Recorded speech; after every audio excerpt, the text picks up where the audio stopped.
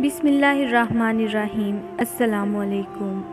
Muzammil voice official میں خوش آمدید۔ پیارے دوستو، آج جو واقعہ میں آپ کو سنانے جا رہا ہوں یہ بالکل سچا واقعہ ہے جو آج سے 9 سال پہلے میرے ساتھ پیش آیا۔ یہ اس وقت کی بات ہے جب میں 20 سال کا تھا۔ میں اکثر شام کے وقت دوستوں کے ساتھ کرکٹ کھیلنے گراؤنڈ میں جاتا تھا۔ ایک شام دوستوں کے ساتھ کرکٹ کھیل کر میں واپس گھر کی طرف جا رہا تھا۔ کرکٹ گراؤنڈ ہمارے گھر سے کافی فاصلے پر تھا اور راستے میں ایک بڑی نہر بھی تھی۔ میں اپنی سائیکل پر اس نہر کے پاس سے گزر رہا تھا کہ اچانک میری سائیکل کے سامنے ایک بہت بڑا پتھر آیا اور سائیکل اس پتھر سے ٹکراتے ہی گر پڑا اور میں خود بھی اپنا توازن کھو کر اس نہر میں گر گیا۔ مجھے تیرنا نہیں آتا تھا لیکن میں ہاتھ پاؤں مارنے لگا۔ اس نہر کا پانی کافی گہرا تھا اور میں اس پانی میں ڈوب رہا تھا۔ میں ہاتھ پاؤں مار کر تھک گیا لیکن پانی سے باہر نہیں نکل پا رہا تھا۔ پھر میرے ہاتھ پاؤں بے جان ہونے لگے اور میں نہر میں ڈوبتا چلا جا رہا تھا۔ میری آنکھیں بند ہونے لگیں، پھر میں بے ہوش ہو کر پانی میں ڈوب گیا۔ اس کے بعد کیا ہوا مجھے کچھ نہیں معلوم۔ پھر جب میں ہوش میں آیا اور اپنی آنکھیں کھولی تو مجھے ہر طرف اندھیرا محسوس ہوا۔ میں نے ادھر ادھر دیکھنے کی کوشش کی لیکن میں اپنے ہاتھ پاؤں کو کوئی حرکت نہیں دے پا رہا تھا۔ ہر طرف اندھیرا تھا، کچھ بھی نظر نہیں آ رہا تھا۔ مجھے سمجھ میں نہیں آ رہا تھا میں کہاں ہوں۔ میں نے ادھر ادھر ہاتھ مار کر دیکھا، وہ ایک بہت ہی تنگ کمرے کی طرح لگ رہا تھا جو چاروں طرف سے بند تھا۔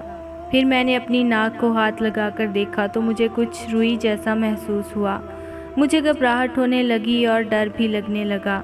میں نے جلدی اپنے کپڑوں کو چھو کر دیکھا تو حیران رہ گیا۔ میرے جسم پر کوئی کپڑا نہیں تھا، بس ایک چادر تھی جس سے خوشبو آ رہی تھی۔ مجھے سمجھنے میں ذرا بھی دیر نہیں لگی کہ وہ ایک کفن تھا اور میں ایک قبر میں ہوں۔ میرا دل خشک پتے کی طرح کانپنے لگا۔ میں قبر میں کیوں تھا؟ میں تو زندہ تھا۔ مجھے وحشت ہونے لگی۔ میں نے اس قبر سے نکلنے کی کوشش کی لیکن میں وہیں پھنسا رہا۔ وہاں سے نکلنا بہت مشکل تھا کیونکہ قبر کو مضبوطی سے بند کیا گیا تھا۔ میں نے اپنے ہاتھوں سے اٹھنے کی کوشش کی اور قبر کے اوپر لگے گھڑے اپنے ہاتھوں سے توڑے اور پورا زور لگا کر مٹی کو ادھر ادھر کرنے لگا۔ مجھے یہ سب کرتے ہوئے 1 گھنٹہ ہو چکا تھا اور میں آدھی قبر گرا چکا تھا۔ میری سانس بند ہونے لگی۔ پھر مزید آدھے گھنٹے کے بعد میں اندر سے پوری قبر گرانے میں کامیاب ہو گیا۔ میں قبر گرا کر باہر نکلا۔ اس وقت شام کا وقت تھا اور قبرستان میں کچھ عورتیں بھی کھڑی تھیں۔ وہ عورتیں مجھے قبر توڑ کر باہر نکلتا دیکھ کر چیخ مارنے لگیں اور وہاں سے بھاگ گئیں۔ سامنے کچھ اور نوجوان لڑکے بھی گزر رہے تھے، وہ بھی مجھے دیکھ کر خوف زدہ ہو گئے اور وہاں سے بھاگ گئے۔ میں نے اپنے جسم پر موجود کفن کو درست کیا اور اسے لپیٹ کر گھر کی طرف جانے لگا۔ راستے میں مجھے صابر نظر آیا۔ صابر میرا پرانا دوست تھا۔ میں صابر کو دیکھتے ہی بھاگ کر اس کے پاس گیا۔ صابر مجھے دیکھ کر حیرانگی اور خوف سے کانپنے لگا۔ میں نے صابر سے کہا، صابر میری بات سنو، لیکن صابر مجھے کفن میں زندہ دیکھ کر ہی بھاگ گیا۔ میں پیچھے سے اسے آوازیں دیتا رہا لیکن اس نے نہیں سنی اور وہاں سے بھاگ گیا۔ میں جانتا تھا سب مجھے دیکھ کر ڈر رہے ہوں گے اور کوئی میرے زندہ ہونے کا یقین نہیں کرے گا۔ جو بھی مجھے دیکھتا وہ مجھے روح سمجھتا تھا۔ قبرستان سے گھر جاتے ہوئے راستے میں میری خالہ کا گھر تھا۔ میں نے سوچا گھر جانے سے پہلے خالہ کے گھر جا کر دیکھ لوں۔ میں خالہ کے گھر گیا۔ اس وقت خالہ خود گھر پر نہیں تھیں، ان کی ایک بیٹی گھر میں موجود تھی۔ میں نے خالہ کے گھر جا کر ان کی بیٹی کو سلام کیا اور جب ان کی بیٹی نے مجھے دیکھا تو وہیں بے ہوش ہو گئی۔ میں بھاگ کر گھر سے باہر نکل آیا۔ پھر میں اپنے گھر کی طرف جا رہا تھا۔ میری موت کی خبر پورے علاقے میں پھیل چکی تھی، اس لیے جو بھی مجھے دیکھتا ڈر سے بھاگ جاتا۔ میری سمجھ میں نہیں آ رہا تھا آخر میں کیا کروں۔ میں جب گھر پہنچا تو میرا گھر لوگوں سے بھرا ہوا تھا۔ وہ سب شاید میرے مرنے کی خبر سن کر میرے گھر جمع تھے۔ ابو، امی اور باقی سب لوگ مجھے دیکھ کر وحشت زدہ ہو گئے۔ کچھ لوگ کلمہ پڑھتے ہوئے گھر سے باہر نکل گئے اور کچھ ڈر سے کمروں میں بھاگ گئے۔ میں اپنے ابو کے پاس چلا گیا۔ ابو نے مجھے دیکھتے ہی پوچھا، کون ہو تم؟ میں نے حیرت سے ابو کو دیکھا۔ انہوں نے بھی مجھے پہچاننے سے انکار کر دیا۔ پھر میں امی کے پاس گیا۔ امی نے بھی اپنا چہرہ دوسری طرف کر لیا۔ मेरा छोटा भाई मुझे जिंदा देखकर ही बेहोश हो गया। अब्बू ने गुस्से से मेरी तरफ देखा और बोले, निकल जाओ हमारे घर से, हम जानते हैं तुम हमारे बेटे नहीं हो, कोई बदरूह हो। मैंने अब्बू से कहा, अब्बू मेरा यकीन करें, मैं आपका बेटा हूँ। आप लोगों ने गलती से मुझे मुर्दा समझकर दफन कर दिया था, लेकिन अब्बू ने और किसी ने भी मेरा यकीन नहीं किया। और अब्बू कुछ कुरानी आयत पढ़कर मुझ पर फूंकने लगे और फिर कुछ और लोगों ने मुझे धक्के देकर घर से निकाल दिया। मैं बाहर चला गया और फिर आकर एक मस्जिद में बैठ गया। रात का अंधेरा होता जा रहा था। मैंने अपना चेहरा घुटनों में छुपा लिया था ताकि कोई मुझे पहचान ना सके, वरना मुझे मस्जिद से भी निकाल देते।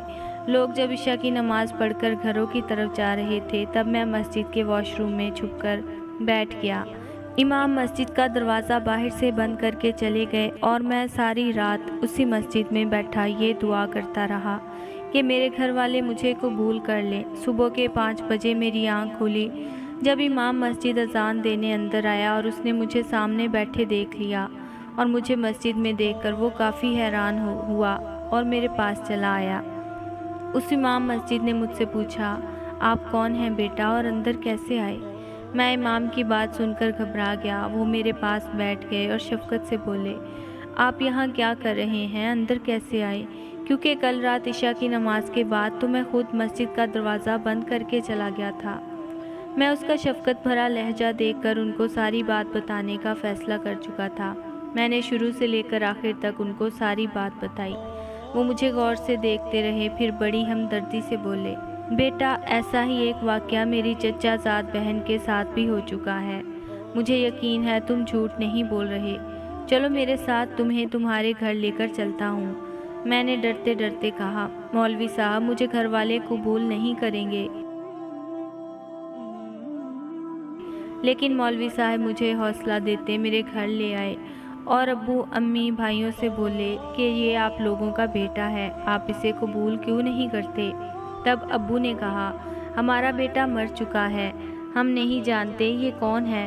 हमने अपने बेटे को दफन कर दिया था, फिर ये कौन है, कहाँ से आया? मौलवी साहब ने तहम्मुल से अब्बा की बात सुनी और फिर नर्म लहजे में बोले, भाई साहब आपने अपने बेटे को गलती से मुर्दा समझकर दफन किया था। वो नहर में गिरकर सिर्फ बेहोश हुआ था और आप उसे मुर्दा समझकर दफन करके आ गए। ऐसे वाक़यात अक्सर होते रहते हैं, ये आपका ही बेटा है? तो अब्बा ने बरहमी से कहा, अगर ये हमारा बेटा है तो इसे कहो साबित करे। मौलवी साहब ने अब्बा की बात सुनकर जेब से अपनी छोटी कैंची निकाली और कैंची की नोक मेरे हथेली पर मार दी। मेरी हथेली से खून आने लगा तो अम्मी अब्बा और बाकी सबको यकीन आया। अब्बू और अम्मी ने आगे बढ़कर मुझे गले लगाया। मैंने इमाम मस्जिद का शुक्रिया अदा किया और वो वहाँ से चले गए। आज मेरी उम्र 50 साल है और ये खौफनाक वाक़या मैं आज भी अपने बच्चों को सुनाता हूँ।